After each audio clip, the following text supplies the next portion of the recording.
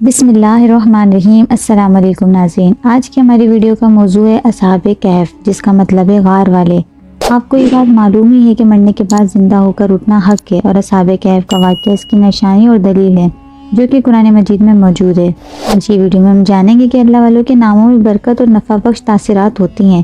آج کی ویڈیو میں ہم جانیں گے کہ بزرگان دین کے عرس کا دستور کب سے چلا آ رہا ہے۔ ناظرین، 4 ایسے نبی ہیں جو زندہ ہیں اور آسمانوں پر ایسے ہی اٹھا لیے گئے ہیں۔ یہ 4 زندہ نبی کون ہیں؟ ان کی مکمل ویڈیو ہمارے چینل پر موجود ہے، لیکن ان 4 زندہ نبی میں سے ایک حضرت عیسیٰ علیہ السلام ہیں۔ حضرت عیسیٰ علیہ السلام کے آسمان پر اٹھا لیے جانے کے بعد عیسائیوں کا حال بے حد خراب اور نہایت ہی ابتر ہو گیا تھا۔ لوگ بت پرستی کرنے لگے اور دوسروں کو بھی بت پرستی پر مجبور کرنے لگے۔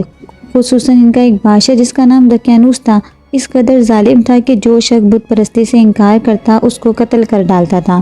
ناظرین، اصحاب کہف شہر افسوس کے شرفا لوگ تھے جو بادشاہ کے معزز درباری بھی تھے، مگر یہ لوگ صاحب ایمان اور بت پرستی سے انتہائی بیزار تھے۔ دقیانوس کے ظلم و جبر سے پریشان ہو کر یہ لوگ اپنا ایمان بچانے کے لیے اس کے دربار سے بھاگ نکلے اور قریب کے پہاڑ میں ایک غار کے اندر پناہ گزیر ہو گئے اور سو گئے۔ یہ 300 برس سے زیادہ عرصے تک اسی حالت میں سوتے رہ گئے۔ دقیانوس نے جب ان لوگوں کو تلاش کرایا تو اس کو معلوم ہوا کہ یہ لوگ غار کے اندر ہیں، تو وہ بے حد ناراض ہوا اور غصے میں یہ حکم دیا کہ غار کو ایک سنگین دیوار اٹھا کر بند کرا دیا جائے تاکہ یہ لوگ اسی میں رہ کر مر جائیں اور وہی غار ان لوگوں کی قبر بن جائے۔ مگر دقیانوس نے جس شخص کے سپرد یہ کام کیا تھا وہ بہت ہی نیک دل اور صاحب ایمان آدمی تھا۔ اس نے اصحاب کہف کے نام، ان کی تعداد اور ان کا پورا واقعہ ایک تختی پر کندہ کروا کر تانبے کی صندوق کے اندر رکھ کر دیوار کی بنیاد میں رکھ دیا، اور اس طرح ایک تختی شاہی خزانے میں بھی محفوظ کرا دی۔ کچھ دنوں بعد دقیانوس بادشاہ مر گیا اور سلطنتیں بدلتی رہیں، یہاں تک کہ ایک نیک دل اور انصاف پسند بادشاہ جس کا نام بیدروس تھا تخت نشین ہوا، جس نے 68 سال تک بہت شان و شوکت کے ساتھ حکومت کی۔ اس کے دور میں مذہبی فرقہ بندی شروع ہو گئی اور بعض لوگ مرنے کے بعد اٹھنے اور قیامت کا انکار کرنے لگے۔ قوم کا یہ حال دیکھ کر بادشاہ رنج و غم میں ڈوب گیا اور وہ تنہائی میں ایک کمرے کے اندر بند ہو کر اللہ عز و جل کے دربار میں نہایت بے قراری کے ساتھ گریہ زاری کرنے لگا اور دعائیں مانگنے لگا کہ یا اللہ عز و جل کوئی ایسی نشانی ظاہر فرما دے تاکہ لوگوں کو مرنے کے بعد زندہ ہو کر اٹھنے اور قیامت کے دن کا یقین ہو جائے۔ بادشاہ کی دعا مقبول ہو گئی اور اچانک بکریوں کے ایک چرواہے نے اپنی بکریوں کو ٹھہرانے کے لیے اس غار کو منتخب کیا اور دیوار کو گرا دیا۔ دیوار گرتے ہی لوگوں پر ایسی ہیبت اور دہشت سوار ہو گئی کہ دیوار گرانے والے وہاں سے بھاگ گئے اور اصحاب کہف بھوک میں الہی اپنی نیند سے بیدار ہو کر اٹھ بیٹھے اور ایک دوسرے سے سلام و کلام میں مشغول ہو گئے اور نماز بھی ادا کر لی۔ جب ان لوگوں کو بھوک لگی تو ان لوگوں میں سے ان کا ایک ساتھی یملیکھا نے کہا کہ تم بازار جا کر کچھ کھانا لاؤ اور نہایت خاموشی سے یہ معلوم کرو کہ دقیانوس ہم لوگوں کے بارے میں کیا ارادہ رکھتا ہے۔ یملیکھا غار سے نکل کر بازار گیا اور یہ دیکھ کر حیران رہ گئے کہ شہر میں ہر طرف اسلام کا چرچا ہے اور لوگ اعلانیہ حضرت عیسیٰ علیہ السلام کا کلمہ پڑھ رہے ہیں۔ یملیکھا یہ منظر دیکھ کر حیرت زدہ ہو گیا کہ الہی یہ کیا ماجرا ہے کہ اس شہر میں تو ایمان اور اسلام کا نام لینا بھی جرم تھا، آج یہ انقلاب کہاں سے اور کیوں کر آ گیا ہے۔ پھر یہ ایک نان نبائی کی دکان پر کھانا لینے گیا اور دقیانوسی زمانے کا روپیہ دکاندار کو دیا جس کا چلن بند ہو چکا تھا، بلکہ کوئی سکے کو دیکھنے والا بھی باقی نہیں رہ گیا تھا۔ دکاندار کو شک ہوا کہ شاید اس شخص کے پاس کوئی پرانا خزانہ ہے، چنانچہ دکاندار نے اس کو حکام کے سپرد کر دیا اور حکام نے اس سے خزانے کے بارے میں پوچھ گچھ شروع کر دی اور کہا کہ بتاؤ خزانہ کہاں ہے۔ یملیکھا نے کہا کہ کوئی خزانہ نہیں، یہ ہمارا ہی روپیہ ہے۔ حکام نے کہا کہ ہم کس طرح مان لیں کہ روپیہ تمہارا ہے؟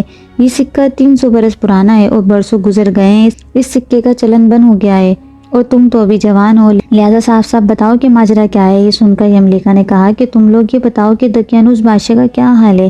حکام نے کہا آج روئے زمین پر اس نام کا کوئی بادشاہ نہیں ہے، ہاں سینکڑوں برس گزرے کہ اس نام کا ایک بے ایمان بادشاہ گزرا ہے جو بت پرست تھا۔ یملیکھا نے کہا کہ ابھی کل ہی تو ہم لوگ اس خوف سے اپنے ایمان کو بچا کر بھاگ گئے تھے، میرے ساتھی قریب ہی ایک غار میں موجود ہیں، تم لوگ میرے ساتھ چلو، میں تم لوگوں کو ان سے ملوا دوں۔ چنانچہ حکام اور بہت سارے لوگ اس کے ساتھ غار کے پاس پہنچے۔ اصحاب کہف یملیکھا کے انتظار میں تھے۔ جب ان کی واپسی میں دیر ہوئی تو ان لوگوں نے خیال کر لیا کہ شاید یملیکھا گرفتار ہو گئے، اور جب غار کے منہ پر بہت سے آدمیوں کے شور ان لوگوں نے سنا تو سمجھ بیٹھے کہ غالباً دقیانوس کی فوج ہماری گرفتاری کے لیے آن پہنچی ہے، تو یہ لوگ انتہائی اخلاص کے ساتھ ذکر الہی اور توبہ استغفار میں مشغول ہو گئے۔ حکام نے غار پر پہنچ کر تانبے کے صندوق برآمد کیا، اس کے اندر سے تختی نکال کر پڑھا تو اس تختی پر اصحاب کہف کے نام لکھا ہوا تھا اور یہ بھی تحریر تھا کہ یہ مومنوں کی جماعت اپنے دین کی حفاظت کے لیے دقیانوس بادشاہ کے خوف سے اس غار میں پناہ گزیر ہوئی ہے۔ تو دقیانوس نے خبر پا کر ایک دیوار سے ان لوگوں کو غار میں بند کر دیا ہے۔ ہم یہ حال اس لیے لکھتے ہیں کہ جب کبھی یہ غار کھلے تو لوگ اصحاب کہف کے حال سے مطلع ہو جائیں۔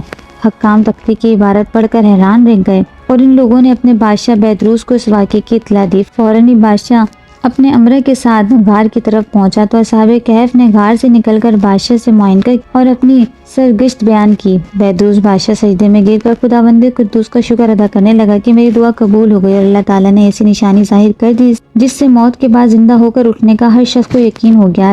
اصحاب کہف بادشاہ کو دعائیں دینے لگے کہ اللہ تعالیٰ تیری بادشاہی کی حفاظت فرمائے، اب ہم تمہیں اللہ کے سپرد کرتے ہیں۔ پھر اصحاب کہف نے السلام علیکم کہا اور غار کے اندر چلے گئے اور سو گئے۔ اسی حالت میں اللہ تعالیٰ نے ان لوگوں کو وفات دے دی۔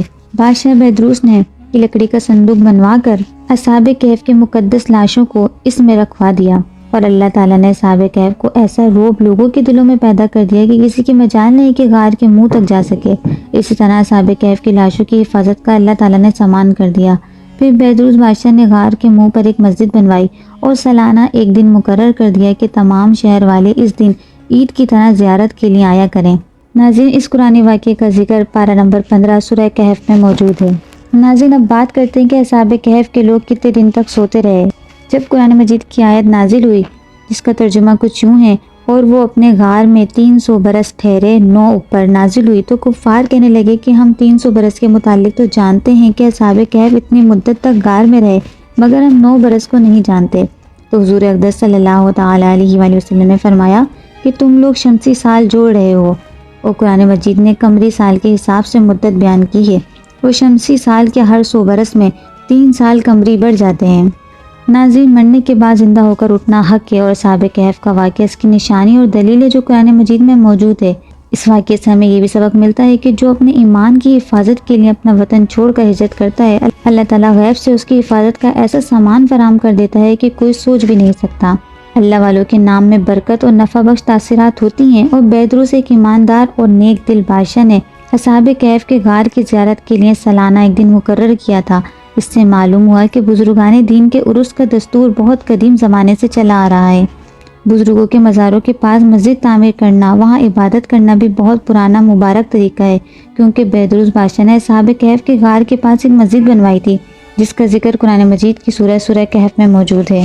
اللہ تعالیٰ سے دعا ہے کہ اللہ تعالیٰ ہم سب کو علم دین سیکھنے، سمجھنے اور عمل کرنے کی توفیق عطا فرمائے۔ آج کے لیے اتنا ہی۔ ویڈیو اچھی لگے تو اس کو لائک اور شیئر ضرور کیجیے گا، اور ہمارے چینل پر نئے ہیں تو اس کو سبسکرائب کر لیں تاکہ ہر آنے والی ویڈیو کا نوٹیفیکیشن آپ کو بر وقت ملتا رہے۔ پھر ملیں گے ایک اور ویڈیو کے ساتھ۔ اپنا بہت سارا خیال رکھیے گا۔ اللہ حافظ۔